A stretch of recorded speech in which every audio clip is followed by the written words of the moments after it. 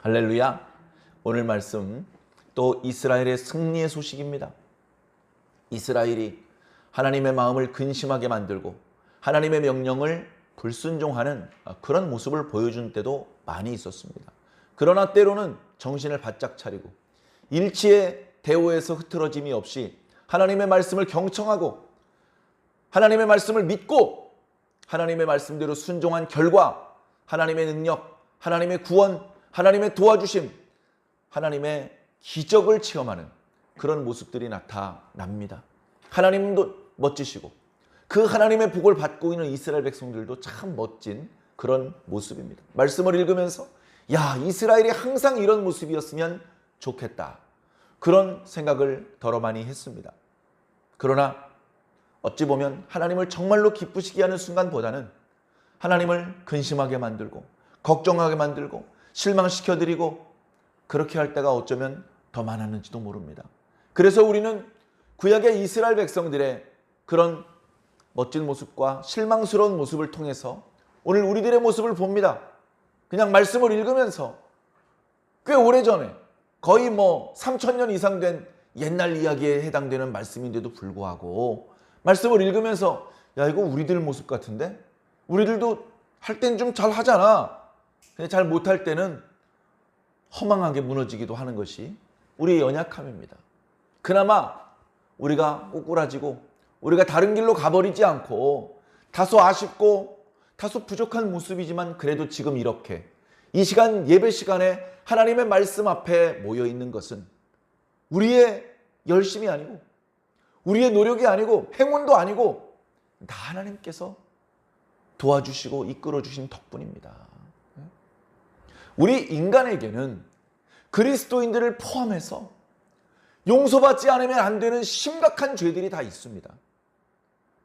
우리 그리스도인들이 하나님을 아빠라고 부르고 교회에 와서 맨 앞자리에 와서 예배를 드리고 기도하면 응답받고 말씀 들으면서 기뻐할 수 있는 그것은 죄가 없기 때문이 아닙니다. 완벽하기 때문이 아닙니다. 공로 때문이 아닙니다. 하나님께서 우리를 불쌍히 여겨주셔서 그런 거예요.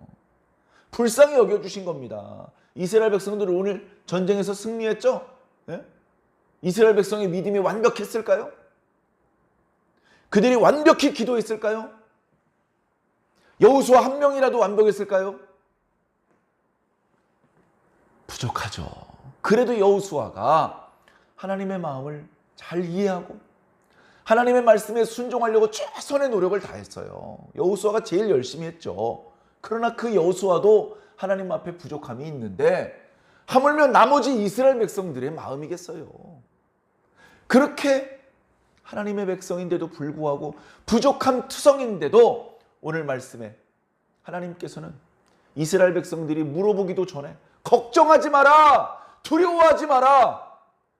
저기 몇 명인지 헤아리기도 어려울 정도로 바닷가에 모래처럼 적군들이 많지. 너 솔직히 두렵지? 두려워하지 마. 저 많은 놈들을 다 니들 손에 붙여줬어. 내일 저놈들 니들 손에 몰살될 거야. 하나도 살아남지 못할 거야. 숫자 많은 거 중요하지 않아. 하나님께서 그렇게 말씀해 주셨습니다. 하나님 허풍이 심하시네요. 네? 믿음 없는 사람, 영적인 거 모르고 육적으로만 감각하는 사람, 더디 믿는 사람들은 아마 그렇게 말하려고 했을지도 모를 겁니다. 그러나 저번에 남부 이스라엘을 점령할 때도 이스라엘이 숫자가 많아서 이긴 겁니까? 아니잖아요. 옛날에 여리고성 정복할 때 전술이 좋아서 여리고성 무너뜨렸습니까? 아니잖아요. 그냥 처음부터 끝까지 다 하나님께서 해주셨잖아요. 그런 체험이 우리의 영적인 자산이 됩니다. 내가 직접 체험한 것, 성경을 통해서 간접적으로 체험한 것, 성경은 나 다른 사람 체험이지 그럴 수도 있지만 우리가 성경을 읽고 말씀을 들으면서 그 말씀 속에 깊숙이 빠져 들어가면 과거에 구약에 또는 신약에 하나님 백성들이 경험했던 경험이 나의 경험으로 강력하게 와 닿을 수 있습니다. 그래 그 모든 영적인 경험들이 나의 영적인 자산이 되는 거야. 야, 내 기도해 봤는데 들어주시더라고.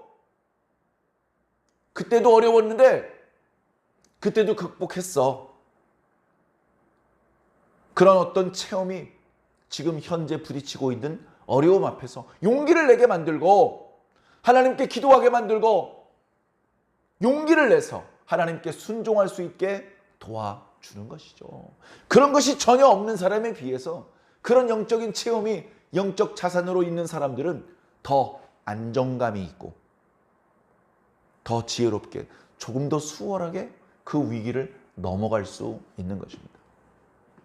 자, 어찌되었건 오늘 말씀 살펴보겠습니다. 뭐 복잡할 것 없습니다. 이스라엘 백성들이 이미 지난 시간에 우리가 묵상했던 말씀 10장까지의 말씀대로 남부 가나안이 박살이 났어요. 남부 가나안이 박살이 났습니다. 그 계기도 처음부터 남부 가나안 전체를 단번에 점령하려는 계획이 있었던 것은 아닙니다. 9장에 우리가 말씀을 묵상했을 때 기억하시겠지만 히위 족속 중에 기브온에 살고 있었던 사람들이 있었어요. 그들이 이스라엘과 싸워서 이길 수 있는 승산이 없다고 판단을 했습니다. 어떻게 보면 그들도 간접적으로 들었던 하나님께 대한 소식, 하나님께서 하나님의 백성들을 어떻게 도와주셨는지에 대한 여러 사건들, 그런 이야기들을 통해서 간접적으로 하나님을 믿고 있었습니다. 하나님께 대한 소식을 듣고 그 소식을 사실이라고 믿고 그 사실을 만드신 분이 하나님이라는 것을 알면서 그 하나님을 두려워했던 것이죠. 말씀을 믿는다면서 두려운 감정이 없다면 거짓말하는 거죠. 두려워했습니다. 믿었기 때문입니다. 그리고 그들은 이미 마음속 깊은 곳으로부터 하나님 앞에 무릎을 꿇었습니다. 항복했습니다. 하나님과 싸워서 이기고 이스라엘과 싸워서 이기려는 생각은 버렸습니다. 그나마 자존심을 좀 잊어버리더라도 육체가 좀 고달퍼지더라도 우리 가족들의 생명을 다 보존할 수 있는 방법이 무엇이 있을까? 기왕이면 죽음도 모면할 뿐 아니라 어쩌면 능력과 자비가 많으신 하나님의 백성의 일원이 될 수 있는 기회가 될지도 모른다. 그런 여러 가지 생각들이 복합되어서 두 사람을 이스라엘 진영으로 보냈죠. 마치 먼 나라에서 온 것처럼 꾸몄습니다. 이스라엘 사람들이 여호수아를 포함해서 그 사실에 대해서 하나님께 여쭈어 보지 않고 그 사람들의 말을 믿어주고 그들과 평화의 조약을 맺었습니다. 그리고서 3일 가보니까 저번에 먼 나라에서 왔다는 사람들이 거기 살고 있어요. 이스라엘 사람들은요, 적당히 위협해서 돈 뜯어내려고 간 사람들이 아닙니다. 거기 살고 있는 사람을 다 죽이든지 그 언약의 땅 밖으로 쫓아내는 것이 목적입니다. 인질은 필요 없습니다. 포로는 필요 없습니다. 무서운 사람들이죠. 가나안 사람들의 입장에서 보면 이스라엘 사람들은 무서운 사람일 겁니다.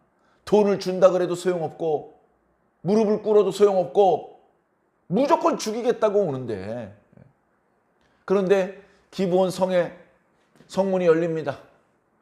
그러더니 전혀 아무런 무장을 하지 않은 사람들이 앞에 나오는데 맨 앞에 서 있는 사람을 보니까 저번에 이스라엘 진영에 와서 언약 약조를 받아간 사람입니다.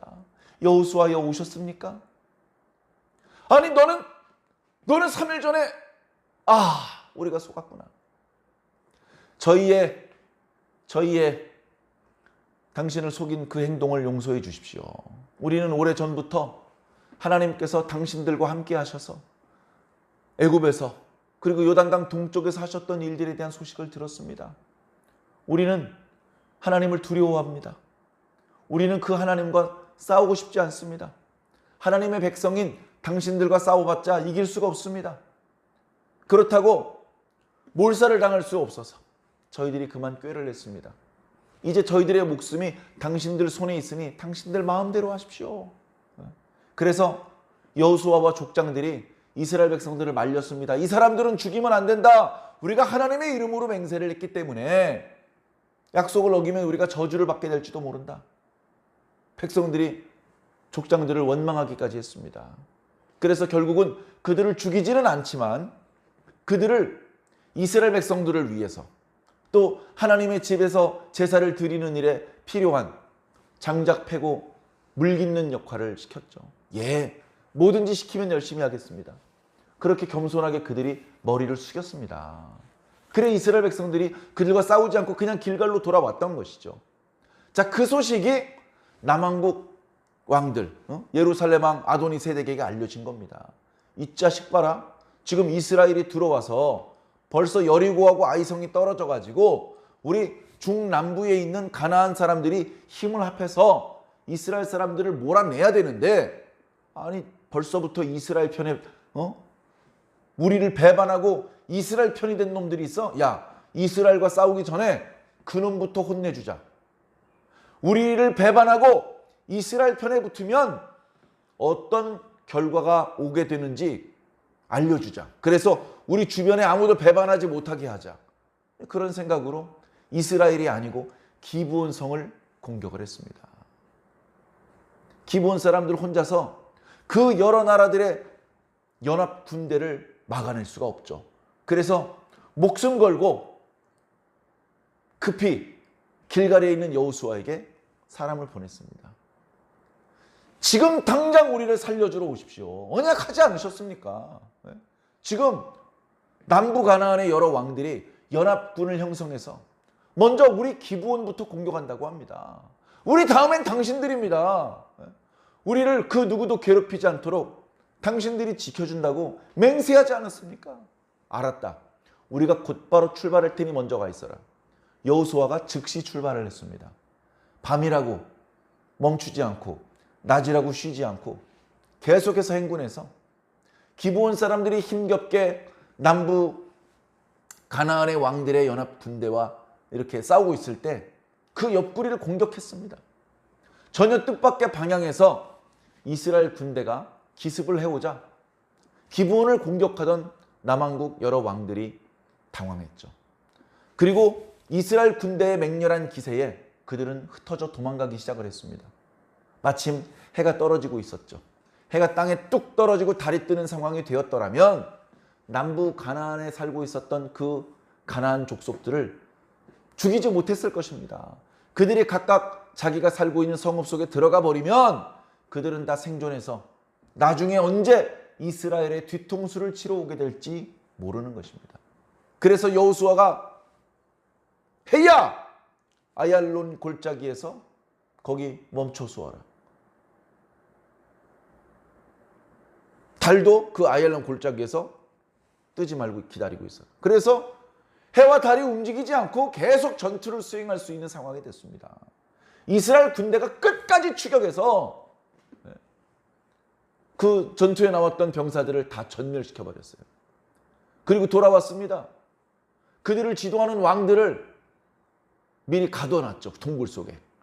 그래놓고서는 꺼내가지고 그들을 다 죽입니다. 죽이고 나무에 매달았다가 죽은 시체를 굴 속에다 다시 집어넣고 입구를 막아버렸습니다. 그리고 그들이 다스리던 성읍들을 차례대로 격파했습니다.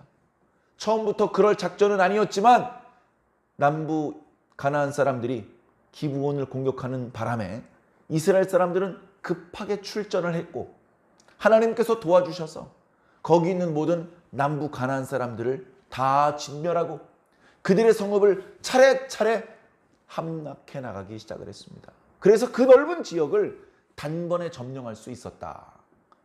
그렇게 말씀은 기록하고 있죠. 자, 이 소식을 이제 들은 겁니다. 가나안이 남북으로 길쭉한 땅이잖아요. 중부 가나안 이스라엘 사람들에게 떨어졌어요. 남부 가나안 이스라엘 사람들이 단번에 점령해버렸어요. 남은 게 있다면 북부 가나안입니다. 불과 멀리 떨어져 있지 않은 곳이기 때문에 소식을 금세 전해 들었을 것입니다. 북부 가나안 땅에 대장 노릇, 형님 노릇을 하던 것은 하솔왕 야빈이었습니다. 여기저기 전령들을 보냅니다. 그래놓고서 의논을 하죠. 야, 중부 가나안, 남부 가나안이 이스라엘 손에 떨어졌대. 걔네들 이제 조금 있으면 이쪽으로 올라올 거라고. 어떻게 해야 되겠어? 죽기 살기로 싸워야죠. 그렇지? 집에 남겨놓지 말고 싸울 만한 사람들 탁탁 긁어서 며칠 날 어디서 만나자. 알겠습니다. 해가지고 그 주변에 있는 이제 남아있는 가나안 족속들이 전부 다 모인 겁니다. 전부 다. 지난번에 남부 가나안의 그 왕들의 연합 군대도 만만치 않았어요. 숫자가 어마어마했습니다. 그런데 지금은요, 더 많아요.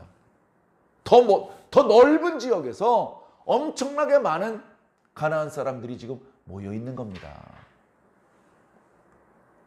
여호수아는 군대를 이끌고, 여기 군대는 특정 한두 개 지파가 아니고요, 12지파 연합 군대를 다 몰고 올라가는 겁니다.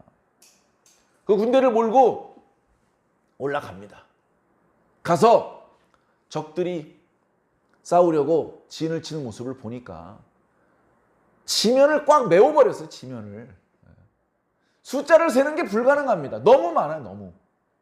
그러니까 오늘 말씀에도 뭐 보병이 몇십만 명이고 뭐 이런 표현이 아니고 그냥 바다의 모래처럼 많더라 이렇게 기록한 겁니다. 인간적으로 두려워요. 인간적으로. 어쩌면 여호수아부터 두려운 마음이 들었을 것입니다. 야, 너무 많이 나왔잖아. 왜 이렇게 많아? 그런 생각이 순간적으로 들었을 겁니다. 그때 하나님께서 여호수아에게 말씀하신 거예요. 두려워하지 마. 여호수아야, 힘내. 두려워하지 마. 내가 너랑 함께 있잖아. 걱정 마. 내일 네가 지금 보는 저 많은 가나안 사람들을 전부 네 손에 넘겨줄 거야. 내일 저 많은 사람들 이스라엘 군대가 몰살시킬 거야. 걱정하지 마. 여호수아가 잠깐 당황했었고 잠깐 두려운 마음이 스쳤다가 하나님의 말씀을 듣는 순간 힘이 났습니다. 그 말씀을 이제 백성들에게 전달했겠죠. 여러분, 하나님께서 방금 저에게 말씀하셨습니다. 저기 보이는 가난한 사람들의 숫자가 많기는 하지만 두려워할 필요가 없다고 말씀하셨습니다. 여리고성을 우리에게, 그리고 남부 가나안의 여러 성읍을 우리에게 넘겨주셨던 것처럼 저기 보이는 저 가나안 사람들을 전부 우리 손에 넘겨주신다고 말씀하셨습니다. 내일이면 저기 보이는 가나안 사람들을 우리가 몰살하게 될 거라고 말씀하셨습니다. 여호수아나 마찬가지로 서로 웅성거리며 뒤통수를 긁고 걱정스러운 표정을 짓던 이스라엘 사람들이 갑자기 표정이 밝아지기 시작을 했습니다. 그리고 함성 소리가 울려 퍼지기 시작했습니다. 할렐루야! 할렐루야! 하나님은 살아계시도다! 네. 처음이었으면 잘 믿어지지 않았을지도 몰라요. 네. 처음에 생각해 보세요. 처음에. 제사장들이 언약궤를 메고 가면 요단강이 갈라진다. 아이고, 어떡하면 좋아. 모세 선지자 돌아가시고 여호수아라도 제정신이어야 되는데 벌써부터 돌아버렸네. 네? 처음에는 안 믿는 사람도 많았을 거예요. 그러나 어떻습니까? 여호수아가 말한 대로 됐잖아요. 그날부터 사람들이 여호수아를 두려워하기 시작을 했습니다. 여호수아가 사람들의 마음속에 큰 존재가 되기 시작했죠. 여리고가 무너졌을 때 더 큰 존재가 됐습니다. 여리고가 무너졌을 때. 예? 아이성에서 패배했지만 그 패배의 원인이 아간이라는 것을 정확히 찾아냈을 때 사람들은 여호수아를 두려워하기 시작을 했습니다. 하나님께서 여호수아와 함께 하시는구나. 하나님께서 여호수아에게 다 가르쳐 주시는구나. 여호수아가 우리에게 말했던 그 하나님의 말씀대로 다 되는구나.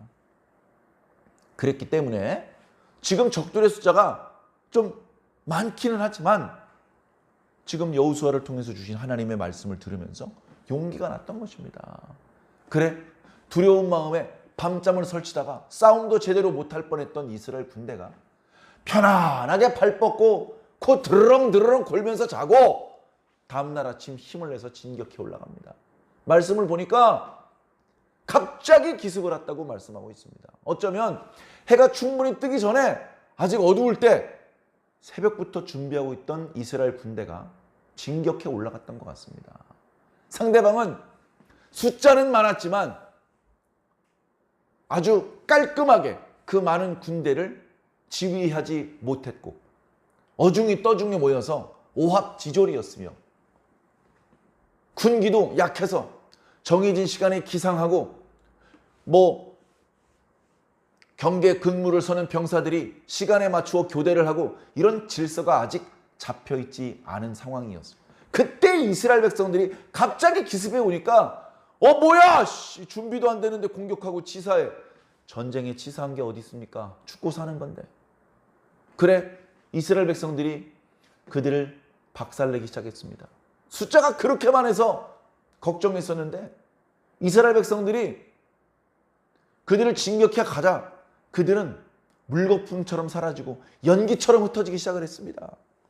도망가는 그들을 추격하면서 죽였습니다. 남부 가나안을 공격했을 때랑 비슷해요. 왕들은 나중에 죽여요. 왕들이 발견되면 일단 잡아놔요. 그리고 그 왕들과 백성들을 분리시켜 놓습니다. 백성들은 두려워 또 리더가 없기 때문에 지도자가 없기 때문에 도망가기 바쁩니다. 제대로 효과적으로 도망가지도 못합니다. 그걸 뒤에서 쫓아가서 이스라엘 군대가 그들을 다 진멸시켜버리는 것이죠. 그래서 구석구석까지 다 그들을 소탕하고 돌아와서 하솔랑 야빈부터 시작해서 죽여버립니다. 그렇게 해서 북부 가나안의 모든 가나안 사람들, 특히 그날 이스라엘과 싸우기 위해 모였던 사람들은 살아서 돌아가지 않고 다 죽였다. 숨쉬는 놈들은 다 죽였다. 그렇게 성경은 말씀하고 있는 것입니다. 그러면서 이 전쟁의 승리가 가나안 정복 3단계 중에서 1단계가 마치는 큰 의미 있는 전쟁이었다라고 성경은 우리에게 말씀하고 있죠. 전에 한번 말씀드렸었는데요. 지금 다시 한번 정리를 한번 해보도록 하겠습니다. 가나안을 정복하는데 여호수아 말씀에 가나안을 정복하는 이야기가 다 나오잖아요. 근데 그 중에 크게 3가지 단계로 가나안을 정복하게 됩니다. 첫 번째는요. 주요 거점을 정복합니다. 주요 거점을 정복하는데요. 이때 정복할 때 특징은요. 여호수아가 12지파 연합군을 전체를 다 끌고 다닙니다. 12지파 연합군 전체를 다 끌고 다녀요. 우리가 기억하는 것처럼 모세가 살아있을 때 2차례 인구조사를 하지 않았습니까? 인구조사. 그러나 그 인구조사에서 어린이와 노인들, 여자들은 뺐어요. 왜 뺐냐 하면 엄밀하게 따지면 인구조사가 아니고 군대 개수입니다. 전투를 수행할 수 있는 사람이 모두 몇 명인지 그걸 개수한 거예요. 그랬더니 대략 60만 명이었습니다. 1차 때도 60만 명 남짓, 2차 때도 60만 명 남짓이었습니다. 60만 명이구나. 전투를 수행할 수 있는 사람이 60만 명. 그러면 어린이하고 노인, 여자들을 합하면 300만 명은 됐겠네. 이제 우리가 그렇게 짐작을 해보는 것이죠. 200만에서 300만 명은 됐겠구나. 자, 그 60만 명 중에서 지금 여호수아 때 전투를 수행할 수 있는 사람이 몇 사람이나 될지 그 숫자까지는 여호수아서에서는 나오지 않습니다. 그러나 적게 잡아도 40만 명 이상이 되었을 것입니다. 만나가 끊어진 상황에서 40만 명을 끌고 다니면서 군량미를 먹여가면서 전투를 수행하는데 비용도 많이 들었을 겁니다. 그래서 여리고 성과 같은 경우에는 특별히 그 성을 점령한 이후에 그 성에 있는 모든 것들을 다 불태우게 했습니다. 금은 동철은 하나님께 바치게 했습니다. 그리고 그 나머지는 다 불태우게 말씀하셨죠. 사실 거기에 그때 불태웠던 것 중에는 이스라엘 사람들에게 필요했던 천막이라든가 의복이라든가 양식이라든가 뭐 그런 것들이 있을 수 있습니다. 그러나 그걸 사사로이 아간처럼 훔쳐갔다가는 하나님의 큰 저주를 받기 때문에 이스라엘 백성들은 다 순종했습니다. 그리고 아이성이라든가 그 밖에 남부 가나안 여러 성읍들을 정복할 때는 그 성읍에 있는 것들 중에서 이스라엘 백성들이 필요한 것들을 노력할 수 있었죠. 그래서 제법 많이 필요한 양식과 이런 것들을 좀 비축을 해 두었던 것 같습니다. 그래서 길갈에서 북부 가나안 연합 군대가 있는 곳으로 이스라엘 군대가 진격해 갔을 때 약 40여만 명의 군대와 그리고 이제 그 군대를 뒤에서 먹여 살리는 여러 군량미를 비롯해서 그 군인들이 이렇게 쉬어야 되는 막사 또 이렇게 밥을 해야 되기 때문에 필요한 여러 기구들 이런 것들을 다 준비를 해서 출발을 했을 것입니다. 보통이 아니에요. 보통이 아닙니다. 목숨 걸고 전투를 하는데 돈도 많이 들고 전투하는 그 싸움의 현장까지 여러 날 걸어가야 됩니다. 자, 이런 상황에 이스라엘 군대 40만 명만 간 것이 아니고 하나님께서 같이 가셨다는 겁니다. 눈에 보이지는 않지만 하나님의 군대가 4천만 명 좀 갔을 것 같아요. 그렇게 많이 가주셨기 때문에 그렇게 바다 모래처럼 많이 보였던 북부 가나안 연합 군대가 추풍낙엽처럼 그렇게 괴멸될 수 있었던 겁니다. 자, 이런 방법으로 이제 싸우는데요. 주요 거점은요, 처음에 중부입니다. 중부 가나안. 우리가 잘 아는 여리고성과 아이성. 그 여리고성 전투와 아이성 전투가 전체 가나안 동서남북에서 벌어진 전투의 거의 첫 번째 전투죠. 첫 번째 전투, 두 번째 전투. 그런데 유난히 다른 지역에서의 전투와 달리 이 여리고 전투와 아이 전투에 대해서는 아주 상세히 기록되고 있고, 그 이유는 순종했을 때 이런 축복을 받고 불순종했을 때 저런 저주를 받는다는 것을 샘플로 아주 잘 보여주는 것이기 때문에 그렇게 기록했다. 그런 말씀을 드렸습니다. 그렇게 중부 가나안이 이스라엘의 수중에 떨어지고 남부 가나안이 그 다음에 떨어지죠. 남부 가나안. 먼저 기브온 족속들이 이스라엘 백성들을 속여서 화친한 이야기가 먼저 나오고, 그 기브온 족속을 공격하려 했을 때 도와주기 위해서 출정한 김에 남부 가나안을 전체를 단번에 점령할 수 있었죠. 그리고 오늘 북부 가나안을 점령한 이야기가 나타납니다. 성경 말씀으로는 중부 가나안 6장, 7장, 8장에 나오고요. 남부 가나안은 9장과 10장에 나오고 북부 가나안 11장에 이렇게 기록이 되고 있습니다. 뒤로 갈수록 자세한 이야기라기보다는 간략간략하게 이제 점령을 했다. 그렇게 말하는 것이죠. 그래, 오늘 말씀에 이 1단계가 끝이 난 거예요. 이 1단계가. 1단계가 끝난 겁니다. 그리고서 전쟁이 쉬었어요. 거의 5년에서 7년 정도 되는 기간 동안, 꽤 많은 기간 동안 전쟁을 한 겁니다. 간략하게 이렇게 표현을 하고 있지만 우리가 볼 땐 여리고 하루 공격했고 며칠 쉬었다가 아이성 공격했고 그리고서 남부 가나안을 한꺼번에 점령했다는 거 보니까 그 넓은 면적을 하루에 점령했네. 그리고 북부 가나안 그 많은 민족들의 연합군대를 하루에 격파했으니까 야, 이거 한 일주일 만에 가나안 전체를 점령한 거 아니야? 그런 생각을 할지도 모릅니다만, 물론 그렇게 빠른 속도로 넓은 면적을 점령한 때도 있었고, 그리고 이 1차 전쟁을 완전히 끝내고 그리고 땅 분배로 넘어가기 전에 여호수아가 사실은 고령인데도 불구하고 백성들을 이끌고 이거를 각 지파의 책임으로 넘기고 나면 한 지파의 힘만으로는 쫓아내기 어려운 그런 좀 강적이 있을 경우에는 12지파를 지금 지휘하고 있을 때 처리를 하는 게 좋겠다. 그렇게 해서 이 자신의 어떤 그 사명을 내려놓지 않고 쉬고 싶은데 쉬지 않고 최선을 다해서 가나안 사람들을 소탕하는 일을 정말 열심히 했습니다. 자, 그렇게 하고 두 번째 분배를 하는 거죠. 분배. 땅 분배. 누가 제일 분배를 먼저 받았죠? 갈렙. 갈렙의 유다 지파가 제일 먼저 분배를 받았습니다. 제일 마지막에 분배받은 것은 여호수아. 여호수아와 갈렙 중요한 인물이죠. 제일 먼저 갈렙이, 그 다음에 맨 마지막에 여호수아가 분배를 받았습니다. 여호수아는 맨 마지막이긴 했지만 가장 노른자짜 좋은 자리를 얻었고요. 갈렙은 제일 처음에 마음대로 고를 수 있었지만 아무도 고르지 않을 것 같았던 척박한 유다 광야를 선택을 했습니다.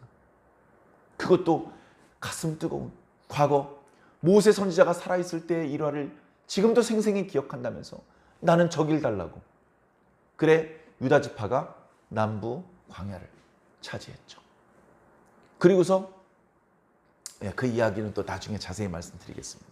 땅을 분배를 하고 그 다음에 3단계는 이 세 번째 단계의 이야기는 사실은 여호수아가 죽고 성경으로 말하면 사사시대로 넘어간, 사사기 말씀으로 넘어간 그 말씀에 이제 나타나는 건데요. 2단계가 끝나면 이제 각 지파별로 정복을 하는 겁니다. 정복. 자, 여기는 거점만 정복한 거예요. 거점만. 거점에 이스라엘 백성들과 전면전을 벌여서 싸울 수 없는 가나안 사람들은요, 숨습니다. 숨어요. 골짜기, 입구가 좁은 골짜기. 이스라엘 백성들이 함부로 들어가기 좀 껄쩍지근한 그런 골짜기. 아니면 높은 산 꼭대기에 올라갑니다. 밑에서 공격해 올라가기에는 좀 불리할 것 같은 그런 언덕을 차지하고 쉽사리 가나안 땅 밖으로 나가지도 않고 이스라엘 군대에게 항복하지도 않는 겁니다. 그런 상태로 여호수아는 거점만 정복해 놓고서 땅을 분배하고서 그 땅에 평화가 도래했어요. 전쟁이 쉬었어요. 그리고 나서는 어떻습니까? 각 지파가 알아서 공격하는 겁니다. 유다가 저를 제일 먼저 시작했어요. 유다가 올라가는데 시므온한테 같이 가자. 같이 올라가서 성공적으로 유다 땅 안에 있는 가나안 족속들 소탕을 합니다. 그리고 그 다음에 에브라임 지파입니다. 그 다음에 므낫세 지파. 그런데 웬일인지 에브라임 지파는 완벽하게 하지 못해요. 므낫세 지파는 더 실망스러운 모습을 보여요. 그러다 저 뒤에 단 지파는요, 실망스러운 모습을 떠나서 부끄러운 모습을 보여줍니다.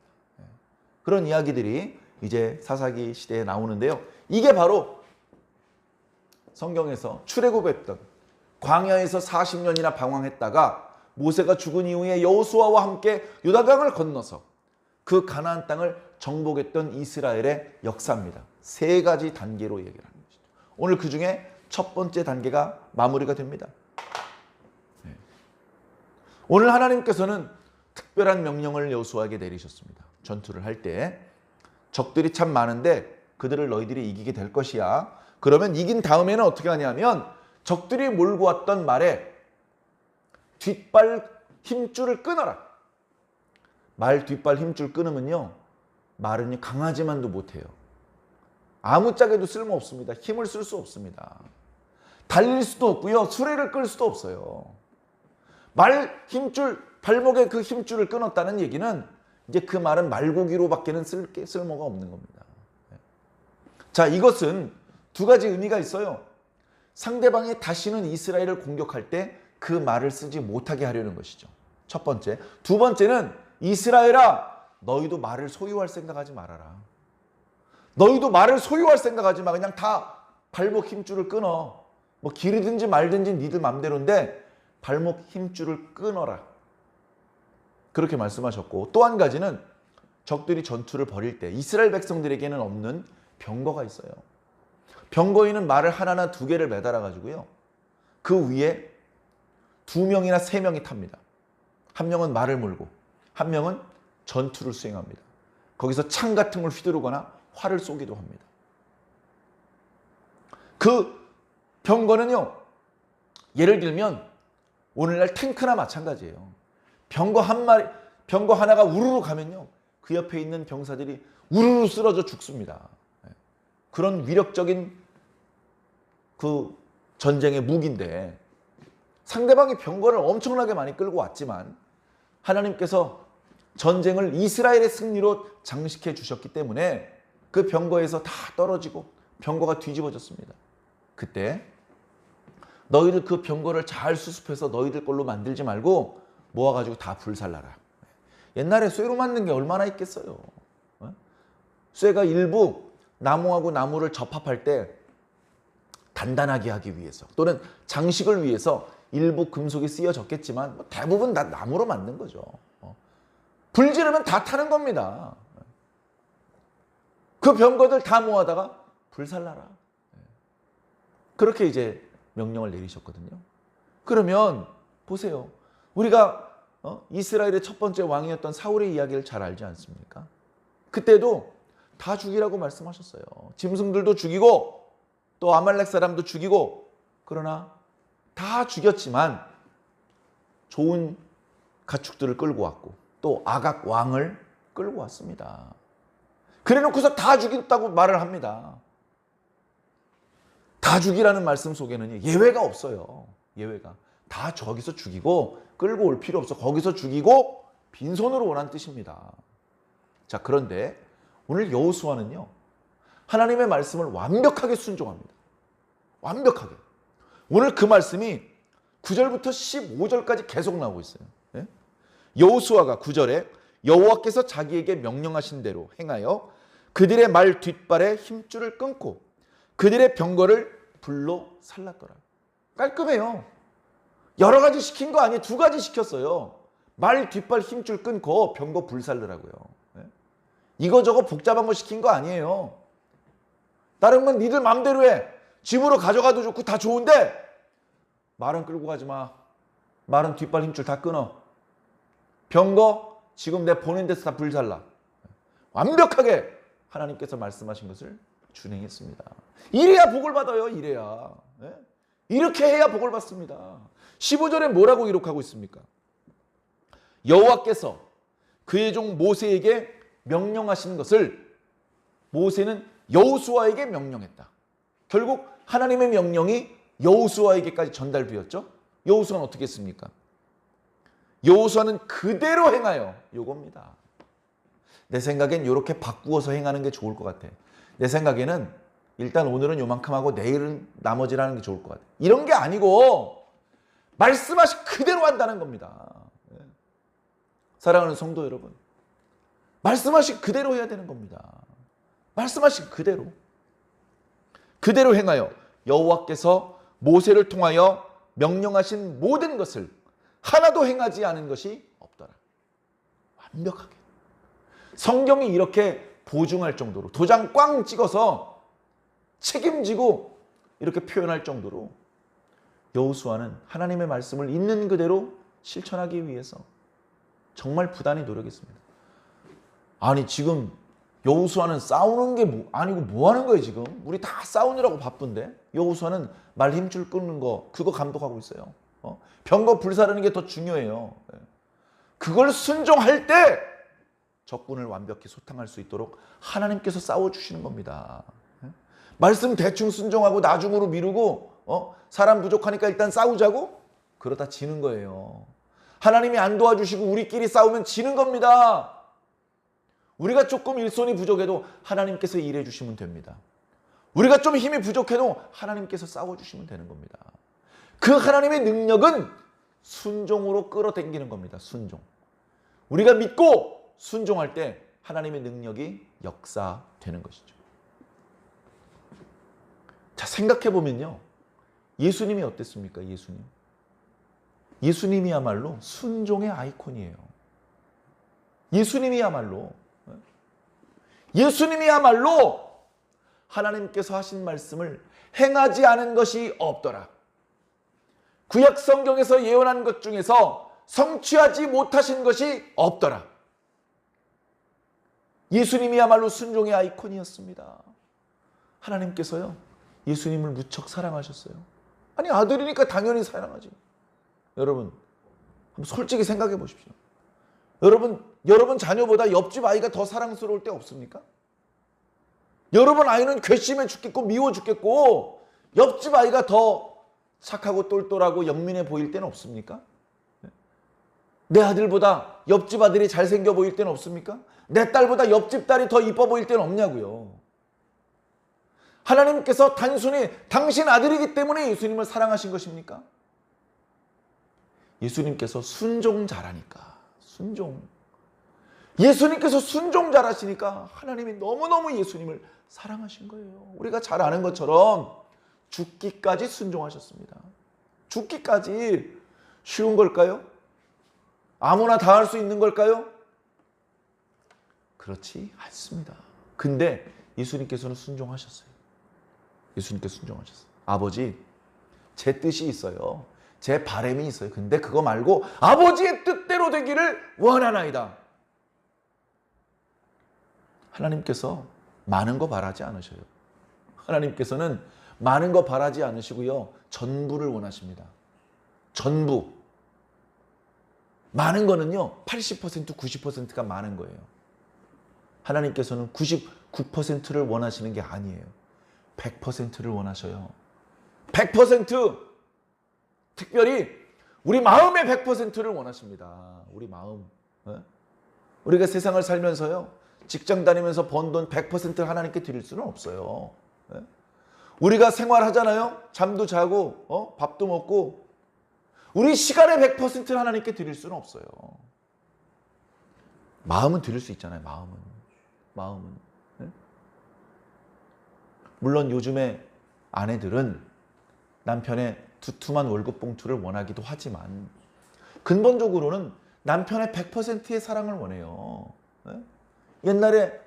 옛날에 잠깐 만났던 짝순이, 순이, 영이 그런 애들 아직도 사랑하고 그러지 말고 그건 옛날 이야기로 내가 용서하고 참아줬으니까 잊어버리고 지금은 나 자신을 100% 사랑하라.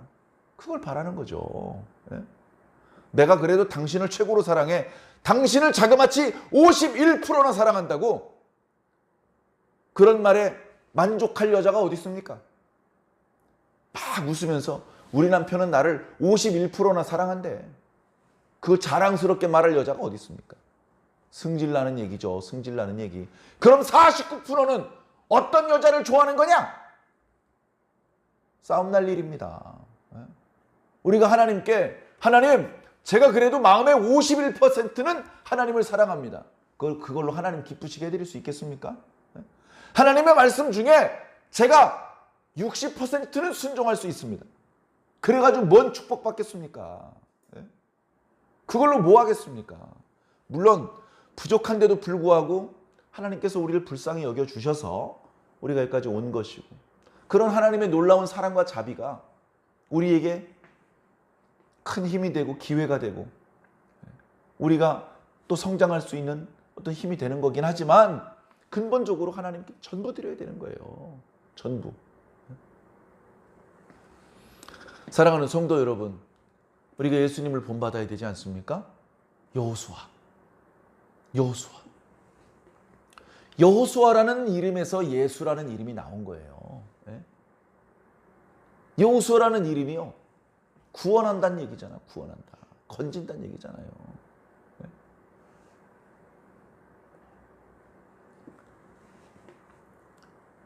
예수님이라는 이분도 그 백성을 많은 죄에서 구원할 자라는 의미라고 말씀하고 있지 않습니까? 사랑하는 성도 여러분, 바로 이런 부분을 우리가 눈여겨보아야 됩니다. 야, 북부 가나안과 싸울 때는 칼만 들고 있지 않고 창도 들었대. 그래서 이겼대. 그래서 이긴 게 아닙니다. 전날 충분히 잠을 잤대. 그래서 이긴 게 아닙니다. 철저히 순종했대. 그래서 이긴 거예요. 예수님께서요, 기도하는 대로 다 이루어졌습니다. 왜요? 기도를 오래 해서요? 아무도 모르는 기도의 비밀이 예수님께 있었나요? 그 방법을 써야 기도가 이루어지는 건데 사람들이 그걸 몰라서 우리는 기도해봤자 안 되고 예수님 기도만 다 이루어진 건가요? 아니라니까요. 아니에요. 예수님께만 있는 특별한 그런 특권을 다 버리셨어요. 무슨 소리야? 죽은 자도 살리고 물 위도 걸으셨는데 그거 우리도 할 수 있는 거라고요. 베드로도 했잖아요. 잠깐이었지만 베드로도 무리를 걸었고요. 베드로도 기도로 죽은 사람 살렸어요. 바울도 죽은 사람 살렸어요. 예수님만 할 수 있는 특권이 아니었어요. 예수님께 있는 특권이 있어요. 근데 그거 다 하늘 보좌 버리시면서 다 버리고 빈손 알몸으로 오셨단 말이에요. 알몸으로. 그런데도 그런 능력이 나타날 수 있었던 것은 믿음으로 기도했고 하나님께서 주신 성령의 능력으로 하신 것뿐이에요. 예수님 본래 가지고 있었던 특권은 전혀 쓰지 않으셨다고요. 오늘 우리랑 예수님이랑 동일한 조건이라고요. 그러니 예수님이니까 그렇지 사도니까 그렇지 선지자니까 그렇지 그런 말씀은 하지 마시고 우리는 그저 우리가 할 수 있는 최선을 다하시면 되는 겁니다. 사랑하는 성도 여러분, 첫 번째 단계는요, 말씀을 듣는 것 같아요. 말씀 들어야 됩니다. 말씀 들어야 되는데 예배 시간에 출석하지 않고 성경을 읽어야 되는데 성경을 읽지 않으면 어떻게 말씀을 듣습니까? 첫 번째 말씀 들어야 됩니다. 두 번째는요, 그 말씀 믿어야 돼요. 어느 교회에서요, 목사님이 설교를 했답니다. 예수님께서 복음을 전하시다가 듣고 있는 백성들이 배고파하는 것 같아서 오병이어의 기적을 베풀어 주셨다고. 교회를 안 가다가 아내가 죽인다 그래서 자도 교회 와서 자라 그래서. 그래서 교회 왔던 어떤 남자가 그 목사님의 설교를 듣고 참지 못하고 웃었답니다. 그래 아내가 막 옆구리를 꼬집고 난리가 났죠. 미안해. 나도 모르게 웃음이 나왔어. 오병이어래. 안 웃겨? 그렇게 웃었답니다. 그래가지고 아내한테 단단히 맞았죠. 지금 예배 시간에 목사님 말씀하시는데 무슨 불경한 행동이냐고. 절대 목사님 말씀에 웃지 말고. 그래 알겠다고. 절대 웃지 않겠다고 약속을 해놓고 그 다음 주일날 또 갔습니다. 오늘은 절대 안 웃어야지. 근데 그만 그 목사님께서 예수님께서 처녀의 몸에서 잉태하셨다는 설교를 해버린 거예요. 그 사람이 하필 산부인과 의사랍니다. 아내가 옆구리를 꼬지를 는데 웃음이 참지가 못해서 깔깔깔깔 웃었대요. 깔깔깔깔. 여러분 말씀 백날 들으면 뭐합니까? 안 믿을 거면. 안 믿을 거면 웃기고 자빠졌네. 하나님께서 말씀하고 있는데 들으면서 웃기고 자빠졌네. 이러고 들을 거면 무슨 소용이 있겠냐고요. 첫 번째 말씀 들어야 되고요. 두 번째 그 말씀을 믿어야 됩니다. 믿어야 됩니다. 그리고 세 번째 그 말씀을 순종하는 거예요. 여호수아가 순종했잖아요. 어떻게 순종했어요? 말씀 들었어요. 말씀 믿었어요. 그러니까 순종할 수 있는 거예요. 듣지도 못한 말씀을 어떻게 순종합니까? 믿지도 못하는 말씀을 어떻게 순종합니까? 사랑하는 성도 여러분, 지금 이렇게 예배드리는 것이, 그리고 뭐 이렇게 옛날에 여호수아 말씀 이렇게 오늘날이랑 상관없을 것 같은 이 말씀을 본문으로 펼쳐놓고 읽으면서 예배를 드리는 게 이게 뭘 말씀 듣는 거고 순종하는 무슨 상관이냐고 그러실지 모르겠습니다. 그렇지 않아요. 중요한 건요, 이때 있었던 구체적인 어떤 그걸 아는 게 아니에요. 여호수아가 공격한 그 장소의 이름을 기억하려고 이 말씀을 펼친 게 아니에요. 신앙에는 원리가 있어요. 여호수아 시대 때나 오늘 우리의 시대 때나 동일하게 적용되는 원리가 있어요. 그 원리를 배우려는 거예요. 복 받으려면, 구원 받으려면, 사랑 받으려면, 칭찬 받으려면, 축복 받으려면 순종하셔야 된다는 겁니다. 순종하고 싶으면 말씀 들어야 되고요. 말씀 믿어야 돼요. 그래야 순종할 수 있습니다. 이게 신앙의 핵심 원리예요. 그 믿음의 대상이, 그 말씀의 내용이 바로 예수 그리스도라는 것이죠. 지금 사순절 기간을 보내고 있습니다. 경건한 마음으로 부활주의를 위해서 준비하는 마음으로 기도하고, 불필요하게 경망스러운 그런 행사는 좀 자제하고, 이 기간은 조금 이렇게 좀 생각을 깊이 하고, 예수님께서 왜 십자가에 달리셨나? 그게 나랑 무슨 상관인가? 그런 어떤 아주 기초적이면서도 그러나 중요하고 심각한 그런 내용들에서 생각을 하면서, 하루 종일 그렇게 우수히 저지라는 말씀은 아니에요. 운전도 해야 되고 사회생활도 해야죠. 그러나 잠깐씩 짬을 내서 나 혼자만의 시간을 좀 갖고, 맨날 핸드폰 보고 게임 보고 유튜브만 보지 마시고 잠깐씩이라도 30분씩 시간 내기 어려우면 5분, 10분이라도 시간을 내보세요. 그리고 딴 생각하지 말고 예수님 생각하세요. 예수님. 고난당하신 예수님. 십자가 지신 예수님. 비참하고 고통스럽게 죽임당하신 예수님. 왜 예수님께서 그렇게 능력이 많으신데 죽으셔야 했는지, 그게 나랑 무슨 상관인지를 한번 생각해 보시기를 바랍니다. 그런 고민의 과정, 그런 근심의 과정, 그런 묵상의 과정 없이 부활주일 덜렁 만나가지고 무슨 감동을 받겠으며 신앙에 무슨 발전이 있겠습니까? 천국을 향해서 무슨 전진을 할 수 있겠습니까? 여러분들이 목사가 될 것, 무슨 신학교 교수가 될 건 아니지만, 그러나 한 사람의 신앙인으로서 1년 내내 그렇게 하는 것도 아니고 요 사순절 불과 며칠 안 되는 기간 동안이라도 그 부분을 생각해 보시고 기도해 보시기를 부탁을 드립니다. 이렇게 말씀드렸으니까 순종하셔야 되는 거예요. 이제 아셨죠? 네. 목사님 10분도 못하고 저는 1분밖에 못했어요. 그것만 해도 잘하는 겁니다. 10분 못하고 1분만 하셔도 순종하신 겁니다. 사랑하는 성도 여러분, 하나님께 순종했구나라고 인정받으시고 큰 축복 받으시기를 예수님 이름으로 간절히 축원합니다.